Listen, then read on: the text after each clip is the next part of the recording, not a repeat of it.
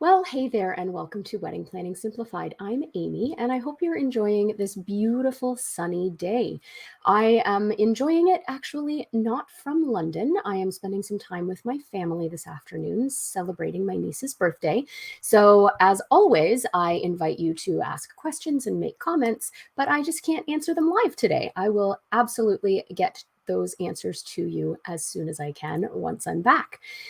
If you have been hanging out with us for any length of time, you know that we go live every Sunday and we try to deal with issues that are relevant to you in your wedding planning to help you through the process. And throughout the month of May, we've been dealing with last minute details for those of you who may be getting married this season.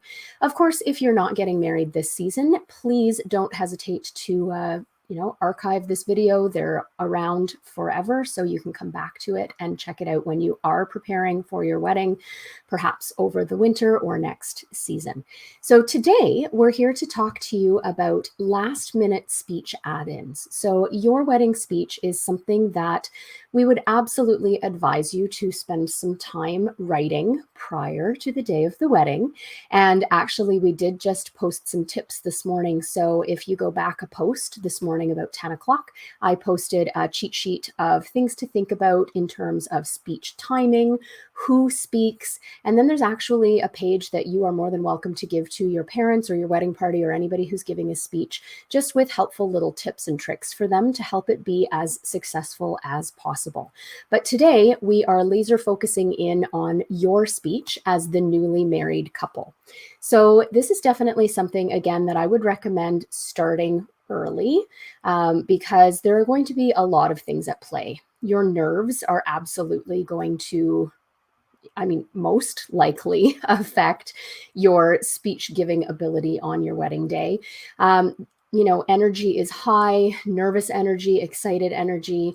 And in even the week before the wedding, you're going to be incredibly busy. So if you can get started on this process a couple of weeks before, it'll let you refine your speech. It'll let you get comfortable with your speech, and that will help you to deal with those nerves on the day. Now, if you are a nervous speaker, there are definitely some other things you can do. We suggest that you make sure you're writing in your own voice, your own language. Don't try to be somebody that you're not. So make sure it's your words and just kind of let it sit in your body. Read through it multiple times, get comfortable with it. Certainly don't need to memorize it, but it will help you on the day if you have that level of comfort with the speech that you're giving.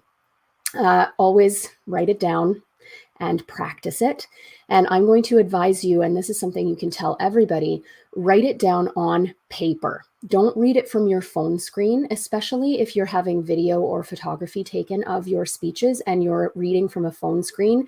You're going to get that weird blue glow on your face, and it's going to make you look a little bit ghoulish in that video. So write it on a good old-fashioned piece of paper, and make sure, depending on the venue that you're in, if it's not well lit, if you're in the corner of a barn or in a tent, and it is dark at the time that you're giving speeches, you'll want to make sure that you have enough light to actually read that speech.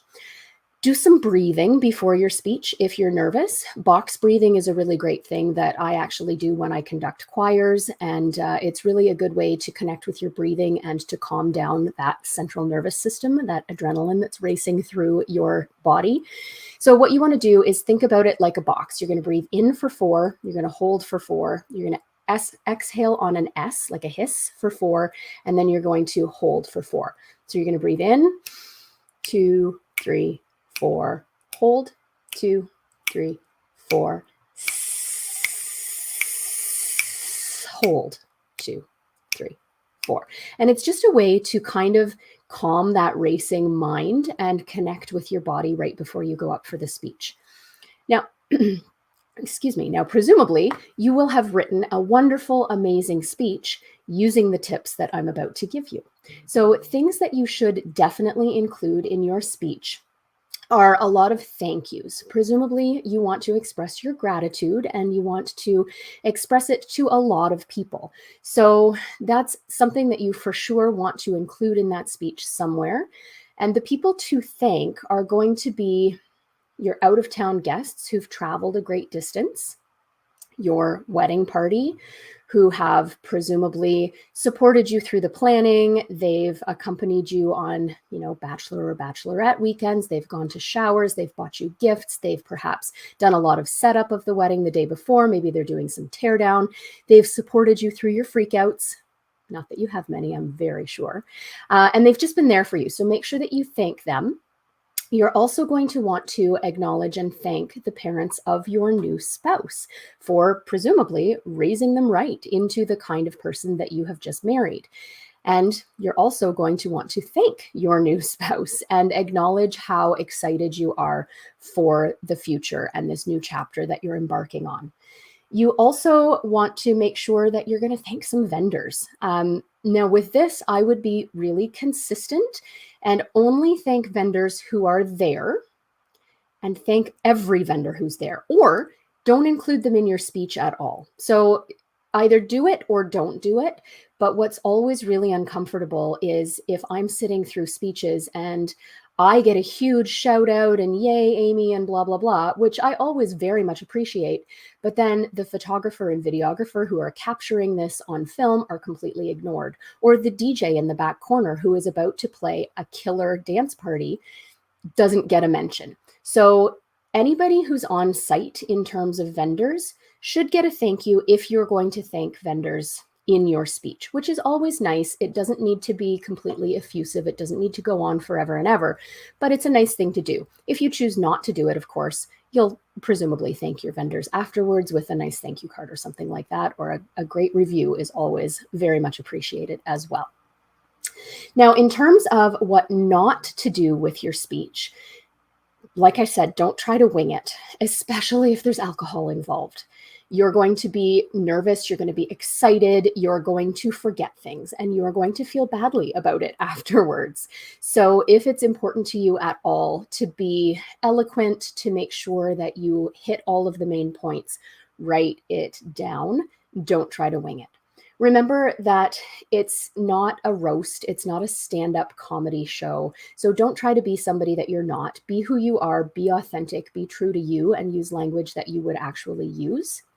I definitely recommend that you write your speech in conjunction with your partner. So what I commonly see is that you'll deliver a paragraph and then your partner delivers a paragraph, or you have half a speech where you thank the people that are important to you, and then your partner thanks the people that are important to them. I would definitely talk about them beforehand, though, because I can't tell you how many times I see a couple who's obviously written their speech exclusively of each other, and they literally say the exact same things, which is great to reiterate. I mean, as human beings with short attention spans, we want the information more than one time in order to maintain, or in order to retain it. But realistically, your guests don't need to sit through the same thing twice. So work on your speeches together, or at least compare them after the fact to make sure that you're not unnecessarily repeating anything. And then, like I said, if you are doing thank yous to your vendors, it's not necessary to thank the vendors who are not present in your speech. You might have the best florist ever, and they might have turned your derelict barn into a wonderful paradise, and they could be your favorite florist on the planet. But if they're not there, there's no point in thanking them in front of all of your guests. From my perspective, that's time that doesn't need to be spent then. Write them a review, send them a thank you card, give them a tip, buy them a bottle of wine, whatever it is you're going to do after the fact. I just don't think that it's really necessary for you to thank vendors who are not on site anymore. And that just kind of adds to one of the biggest speech faux pas that I would say is going on for too long. So speeches are an integral part of most traditional weddings, and it's kind of one of those things that people are very divided on. Some people love speeches, some people hate speeches. There's not usually a middle ground. It's kind of like cilantro. You either love it or you hate it. There's no middle ground. So if you are going to do any number of speeches, your typical 5 would be maid of honor, best man, or their equivalent if it's not a heterosexual marriage. And then 2 sets of parents, or these days, 3 or 4 sets, depending on your parental sort of situation. And then the couple. So 5 would be standard. We usually advise about 5 minutes or less per speech, and that should be communicated with your speech givers as well. That's all outlined on that download that I posted earlier, so check that out. But if it's 5 speeches times 5 minutes, that's 25 minutes to half an hour of speeches. And at that point, your guests are probably starting to get restless. So do try not to go on for too long. You want to be sincere. You want to be honest. You want to use your language. You want to make sure that you acknowledge all of those people that I told you to acknowledge. But don't let it go on for too long, because your guests presumably want a chance to actually talk to you face to face and congratulate you and get out there on that dance floor if that's what you're doing. So write your speech early, go over it often, take some time to breathe before you get up there. Don't drink too much. Make sure you thank the appropriate people. And most importantly, have fun while you're doing it. I will be back with you again next week, and I look forward to hearing how you're doing in your wedding plans. So send me a message, amy@unmistakably.you.com, or you can send us a private message through Facebook if you have any questions or concerns. Until I see you again, happy wedding planning and enjoy this beautiful day. Take care.